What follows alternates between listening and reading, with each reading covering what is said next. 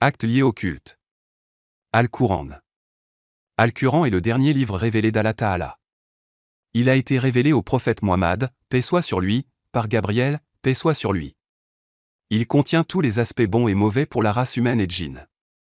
Les bons aspects sont les obligatoires, connus sous le nom de halal, et les mauvais aspects sont les interdits, connus sous le nom de haram. Les versets ou sourates du Coran doivent être récités dans la prière. Réciter le Coran en dehors de la prière est considéré comme un acte d'adoration nafl. En dehors de cela, les duas et les dhikrs mentionnés dans le Al-Qur'an sont récités dans la prière et en dehors de la prière. Les sourates d'Al-Qur'an sont connues sous le nom de Maki et Madani. Al-Hadith. Le nom des bons idéaux du prophète Muhammad, paix soit sur lui, et les Sunnah. Son autre nom est Hadith. Ce que le messager d'Allah, paix et bénédiction d'Allah sur lui, a dit, il l'a lui-même fait et n'a pas interdit quand il a vu d'autres compagnons le faire, c'est donc un hadith. Les paroles du hadith ne sont pas des paroles fabriquées du prophète, paix et bénédiction d'Allah sur lui. C'est plutôt une interprétation du Coran. Par exemple, Allah Ta'ala a dit dans le Coran de prier 5 fois par jour. Mais comment le lire peut être trouvé dans les hadiths? Devoir. Fard signifie obligatoire.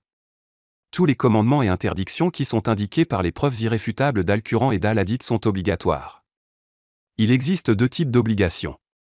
Par exemple, A. Droit du devoir. Toutes les règles et réglementations d'Al-Qur'an et d'Al-Hadith auxquelles tous les hommes et femmes musulmans doivent obéir sont des lois obligatoires. Par exemple, la prière en 5 mots. B. Kifaya obligatoire. Toutes les règles et réglementations d'Al-Qur'an et d'Al-Hadith ne sont pas obligatoires pour tous les hommes et femmes musulmans. Au contraire, si un petit nombre de personnes y obéissent, cela devient obligatoire, c'est donc un kifaya obligatoire.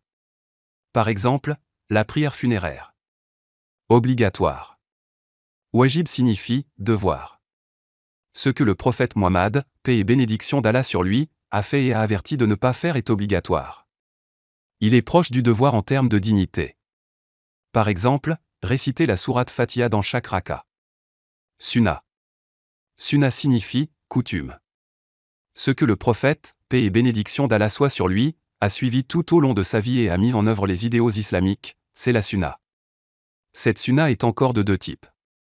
Par exemple, A. Mu'akkada dans la sunnah. Il est prouvé que le prophète, paix et bénédiction d'Allah sur lui, l'a fait régulièrement et n'a manqué aucun moment, c'est donc mu'akkada dans la sunnah. Par exemple, la prière Fajr sunnah.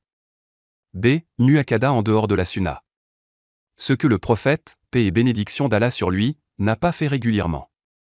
Au contraire, il est prouvé qu'il l'a fait parfois, donc ce n'est pas dans la sunnah. Par exemple, la prière Asr sunnah. Mustahab. Mustahab signifie la meilleure chose. Si vous l'observez, il y a une récompense, si vous ne le faites pas, il n'y a pas de péché, donc c'est mustahab. Par exemple, nourrir les autres. Infructueux. Nafal signifie excès. Si vous l'observez, vous obtenez une récompense supplémentaire, donc ce n'est pas bon. Par exemple, effectuer des prières supplémentaires autres que les prières prescrites. Par conséquent, les actions ci-dessus, ILM, Farz, Wajib, Sunnah, Mustahab et Nafal, seront discutées dans leurs chapitres de culte respectifs.